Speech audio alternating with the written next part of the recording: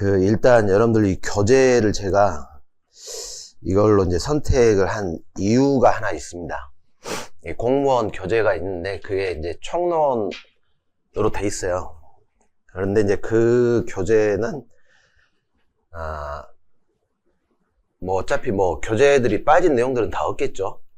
이제 그걸로 만약에 이제 가지고 계신 분들은 작년 수업을 들으시면 돼요. 근데 이 교재는 이제 올해 이제 26년 대비하시면서 취지가 조금 속도를 빨리 좀 나갈 필요가 있지 않겠냐라는 생각이 들어서 이론을 조금 빠른 속도, 이론하고 기출 문제를 좀 빠른 속도로 같이 진행을 할 거예요. 이제 그러려고 보니까 이 어차피 총론 강론이 같이 들어가 있고, 그리고 이제 이 교재는 여기 이제 표시는 자격증이 써져 있지만 어차피 범위는 똑같아요. 이게 총론 강론인데 이게 장점은 뭐냐면 최근에 개정된 법은 완벽하게 들어가 있어요.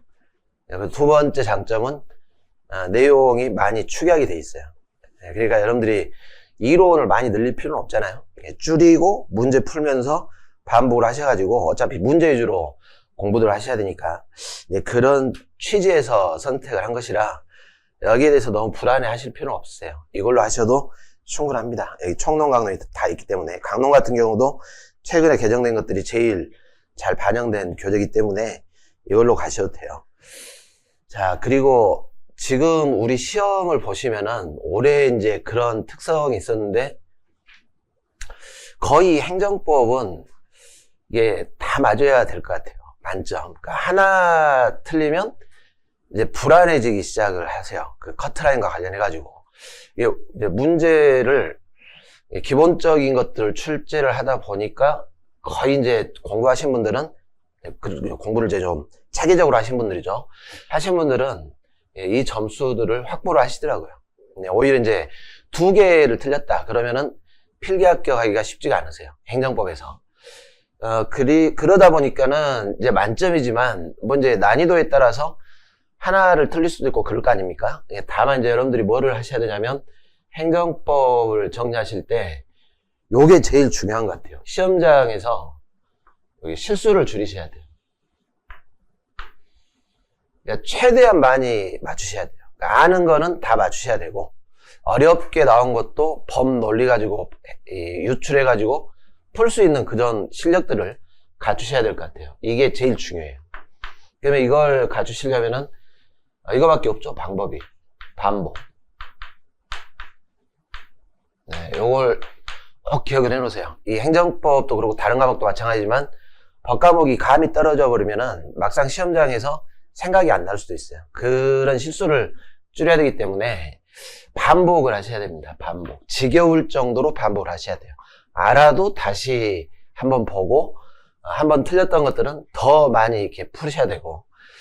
그런데 이제 한 가지 주의를 하실 게 있습니다. 이게 이제 중요하긴 한데, 만점 또는 최대한의 점수를 맞추기 위해서는 다들 어떤 생각을 하시냐면은 행정법의 전번이 그 세부적인 내용까지 이걸 다 완벽하게 알아야 점수를 확보할 수 있는 거 아니냐 뭐 이렇게 하시는데 그런 건 아니에요.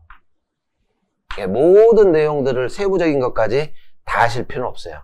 기본만 잘 잡으시고 그와 관련된 중요 판례, 조금 난이도 있는 판례들은 따로 정리할 테니까 그 정도만 잘 알아두셔도 충분해요. 이걸 줄일 수 있으니까. 그러니까 무슨 말입니까? 너무 깊고 지엽적인 것까지 들어가실 필요는 없어요. 공부를 하실 때. 틀을 잡았고 내가 이해가 됐으면 정리는 문제 가지고 정리하시면 돼요. 기출문제 가지고. 전체적으로 일회독을 하는 게 굉장히 중요합니다. 그 뒤에 반복이 중요해요. 왜 이게 중요하냐면, 오늘 행정법이라는 것이 법은 법인데, 물론 이제 개별 법률도 볼 겁니다. 보는데, 사실은 이게 원리법이에요. 행정에 관한 원리법. 이게 원리를 예전부터 쭉 잡아왔던 이 원리를 행정기본법이나 이런 데서 조문화 시켜놓은 것 뿐이에요. 그러니까 이게 파악이 되려면 앞에 단원이 다 이렇게 쪼개져 있는 것처럼 보이지만 실은 다 연결이 돼 있어요. 그러니까 오늘 첫 시간부터 보실 행정의 개념부터 시작해가지고 특히 어디까지가 중요하냐면 총론이라고 하지 않습니까? 총론이라는 게 저 뒤에 이제 소송법까지인데 이게 다 연결돼 있어요. 뒤에 마지막에 총정리가 어디서 끝날 거냐면 소송법에서 끝날 거예요. 근데 이제 중간에 보시면 공부를 하실 때 이 다른 과목처럼 이렇게 쪼개가지고 공부하시는 분들이 꽤 많더라고요. 요거 끝나고 막 이렇게 하시는데 그렇게 정리를 하시면 이래독 하시기가 힘들어요. 그러니까 처음에 이래독을 하실 때는 수업 들으시면서 이해인데 정확한 이해는 아니더라도 감 정도만 잡으셔도 충분해요. 그리고 뒤에 이제 소송법까지 간 다음에 다시 앞으로 올 거 아닙니까? 그러면 그때부터 이제 확실하게 이해가 되겠죠. 여기 소송법까지 갔으니까 이게 이제 이런 말이구나. 뒤에 가면 여기하고 연결되는구나. 라는 게 파악이 되시면은 그러면 이 점수 확보하실 수 있으세요. 그러니까 뭐가 중요합니까? 너무 쪼개가지고 막 외우고 암기하고 이렇게 하시는 것보다는 연결하는 게 중요해요. 이해를 해가지고 연결시키는 거. 그렇게 가시기 바랍니다. 그러니까 조금 빠르게 진행을 할 거예요. 올해는. 그리고 이제 기본 이론을 하실 때 우리가 이제 이건 꼭 잡아야 되겠죠. 지금 원리법이라 했는데 행정법의 요 기본 관념, 그다음에 중요 판례, 그리고 중요한 법조문 여기에 비중을 제일 많이 둘 겁니다. 기본 이론 할 때. 그리고 기본서 중심으로 하는데 여러분들이 처음 하신다라고 생각을 하고 어차피 이 교재 가지고 이제 행정법을 정리를 하실 거 아닙니까? 그러니까 가능하면 여기 교재 내용을 그대로 PPT로 만들어가지고 그 교재 중심으로 제가 정리를 해드릴 거예요. 그러면 체크를 잘 하신 다음에 제가 수업 중에 이 부분은 안 봐도 됩니다. 뭐 또는 건너뛰는 부분들이 있겠죠. 그러면 참조 정도만 하시면 돼요. 시험에 나올 거 위주로 할 거니까. 그러니까 지금 1순환은 요 과정입니다. 기본서를 정리하는 과정입니다. 그래서 정리를 하실 때 여러분들이 처음부터 밑줄을 끄실 때는 펜을, 볼펜이나 이런 걸 사용하지 마시고 연필 가지고 이렇게 체크를 했다가 나중에 한 번 보고 두 번 보고 세 번 볼 때 그때 형광펜을 쓰세요. 그때 키워드 같은 거 잡아가지고. 그리고 동시에 제가 이 진도별로 기출문제집이 아마 다음 주에 나올 것 같습니다. 이 기출문제를 같이 풀 겁니다. 진도 끝나면 같이. 근데 요즘 이제 기출문제 보시면 기출이 종합적으로 나와요. 문제가 한 50% 정도는 한 주제만 가지고 문제를 만드는 게 아니라 이 단원 자체를 종합해가지고 예를 들어 일반원칙이면 신뢰보만 나오는 게 아니라 자기우습도 같이 묶어갖고 나오는 것이고 뭐 비례원칙도 묶어갖고 나오는 것이고 이런 식으로 내기 때문에 이제 그런 부분들은 제가 조절해가지고 풀어드릴 겁니다. 이를 같이 할 거예요. 그래서 이 두 가지가 같이 병행이 되시면 이래독이 끝나면 어느 정도 행정법의 틀이 거의 다 잡히시겠죠. 나머지부터는 문제 중심으로 해나가시면서 자꾸 이제 암기로 가셔야 돼요. 그러니까 1순환을 하실 때는 암기보다는 이해 위주로 가시는 게 맞습니다. 약 80% 정도 이해 비중을 두면. 그리고 이제 구체적으로는 제가 PPT를 통해서 정리를 해드릴 것이고 분량 조절을 해드릴 겁니다. 이 교재가 그렇게 분량이 많지는 않습니다. 많지 않은데 담아야 될 내용은 다 담고 있어요. 다만 난이도가 조금 있는 판례들은 좀 뺐어요. 네, 그 판례들은 이후에 이제 판례 정리할 때 추가를 시켜드릴 거예요. 이제 그런데 이제 공부를 하실 때 어떤 것들을 많이 하냐면 올해도 이제 그런 걸 했는데 최신 판례나 이런 데서 좀 나오지 않을까 해가지고 판례 정리를 하고 갔는데 안 나왔어요. 최신 판례가. 제가 볼 때 중요한 판례들이 꽤 있는데 시험에는 막상 안 나오더라고. 그러니까 최근 판례는 어느 정도 교수님들이 검조용을 좀 하고 판례 평석이 끝나가지고 어느 한 시험에 들어와야 그게 반영이 될 것 같고 우리가 연초에 제일 먼저 시험을 보지 않습니까? 우리 시험이. 그러니까 출제하신 분들이 함부로 늦지 않는 것 같아요. 그러니까 여전히 우리는 기존의 기출문제 중심으로 해도 충분하세요. 전략을 짜실 때 그렇게 짜시고 최신 판례는 나중에 한꺼번에 정리할 거니까 그런 부분들은 별도로 지금은 하려고 하지 마세요. 추가하고 판례를 늘려야 되겠다 이런 강박관념을 가지실 필요는 없어요. 이 정도만 잘 정리해 놓으셔도 마지막에 살 붙이면 충분히 점수 맞을 수 있습니다. 그리고 그렇게 다 했어요. 작년에도. 그리고 다들 점수 잘 나오셨고 이런 식입니다. 문제하고 연결해가지고 확실하게 이해를 중심으로 하겠다라는 것들을 말씀을 드리겠습니다. 들어가시기 전에 목차를 한번 보실래요?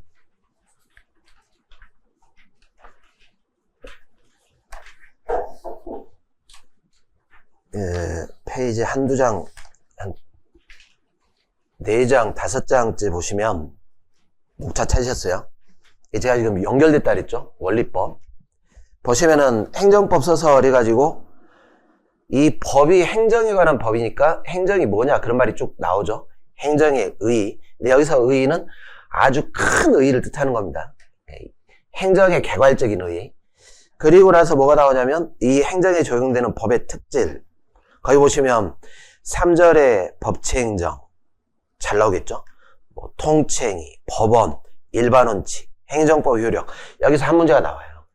시험에서 한 문제. 요 중에 한 문제.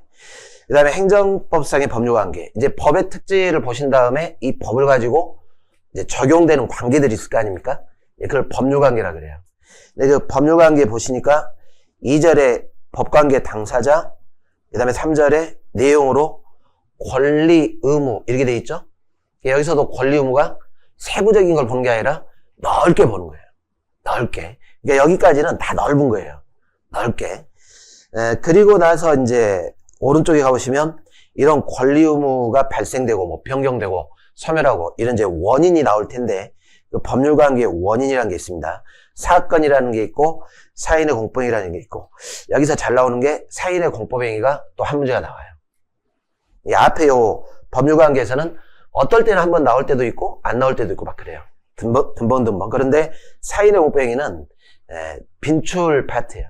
근데 그러니까 작년 올해죠? 안 나왔어요. 내년에 나올 수 있어요.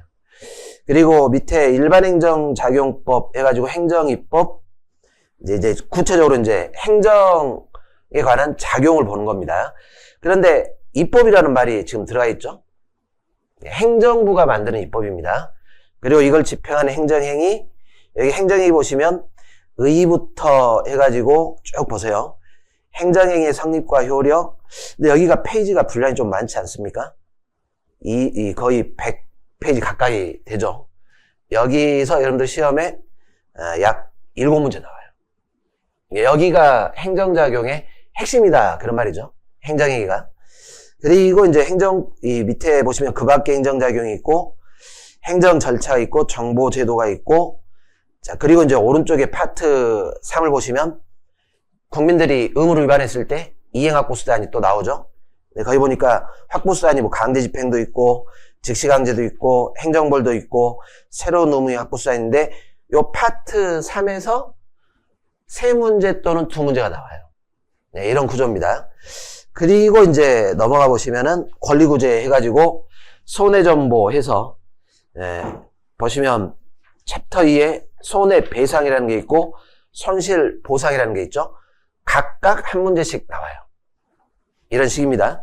그리고 이제 쟁송이라는 것도 있죠. 손해정보 외에 쟁송, 행정심판이 있고 오른쪽에 보시면 행정소송이 있고 행정심판에서 한 문제 나오고 행정소송에서 많이 나오면 3문제, 적게 나오면 2문제가 나와요. 이해되시죠? 그러면 여기까지가 총론인데 제가 지금 방금 뭐라 했냐면 행정이라는 넓은 의의부터 시작해가지고 이 행정이 적용되는 법이 특질이 어떻게 되냐, 그 법에 의해서 발생되는 행정과 관련된 권리 의무가 뭐가 있냐, 그 다음에 그 권리 의무의 원인 되는 게 뭐가 있냐, 거기서 가장 중심되는 원인이 행정행위인데 행정행위는 구체적으로 이제 분석이 들어가는 겁니다. 그런 내용들이 흐름이고 그 다음에 의무이행학부수단 보신 다음에 손해정보 보신 다음에 심판, 소송까지 가는 거예요. 그게 다 어떻게 돼 있어요? 연결이 돼 있어요. 그러니까 앞에 했던 것들이 뒤에 또 겹칩니까? 안 겹칩니까? 그렇죠. 하나가 이렇게 딱 잡히면 여기다 살 붙이고 살 붙이고 살 붙여요. 근데 살을 붙여나가는데 어떻게 붙여나가냐면 이렇게 해가지고 이렇게 밑으로 더 들어가면서 살이 붙어요. 그러니까 처음 하신 분들은 왜 이게 어렵냐면 오늘 수업 들으실 때 이게 법인데 왜 이렇게 뜬구름 잡는 이야기가 많지? 이렇게 느끼실 거예요. 지금 이렇게 넓게 잡았다가 요렇게 들어가면서 살을 붙인다 이렇게 했는데, 그러다 보니까 이렇게 넓게 잡다 보니까 아직 구체적인 내용을 모르니까 뜬구름 잡는 것처럼 보이실 거예요. 그래서 이제 나중에 이제 소송법까지 가고 그 다음에 다시 앞으로 오면 아 이게 이것 때문에 이렇게 설명을 했구나 라는 게 잡히는 겁니다. 그러니까 요는 뭐냐면 처음 하실 때 이게 법이 원래 이런가? 원래 이래요. 이 법은. 그러니까 중간에 하나가 빠지시면 나중에 분명히 뒤에서도 문제가 생기겠죠. 어느 한 파트가 누락이 돼버리면 뒤에서도 누락이 되는 게 같이 나오기 때문에 쭉 빠짐없이 다 정리를 해 놓으셔야 돼요. 다만 여기까지 가실 필요는 없다 그랬습니다. 원리만 파악을 하시면 돼요. 원리만. 그리고 이제 강론을 보시면 이 강론이 지금 정부조직 행정조직법도 있고 개별행정작용법이 있고 이런 식이죠. 과거에는 이쪽에서 5문제를 꼭 출제를 했어요. 저희 시험이. 근데 여기 자격증은 아예 5문제 꼬박꼬박 나오는데 최근에 약 3년, 4년 전부터 이 비중이 줄었어요. 근데 여러분들 시험만 그런 게 아니라 공무원 7급도 그렇고 국가직도 그렇고 일반적으로 줄고 있어요. 그러다가 한 문제가 늘어갈 때도 있고 2문제 나올 때도 있고 3문제 나올 때도 있고, 이게 여기를 왜 줄이는가 봤더니 그런 면은 있어요. 과거의 문제들을 보시면 여기 강론이 여기를 많이 내요. 지역적인 거. 여기서 보지도 못한 법 조문을 출제를 해요. 그건 우리가 한 번도 수업에서 본 적도 없고 저도 본 적도 없는 법이 나올 때도 있어요.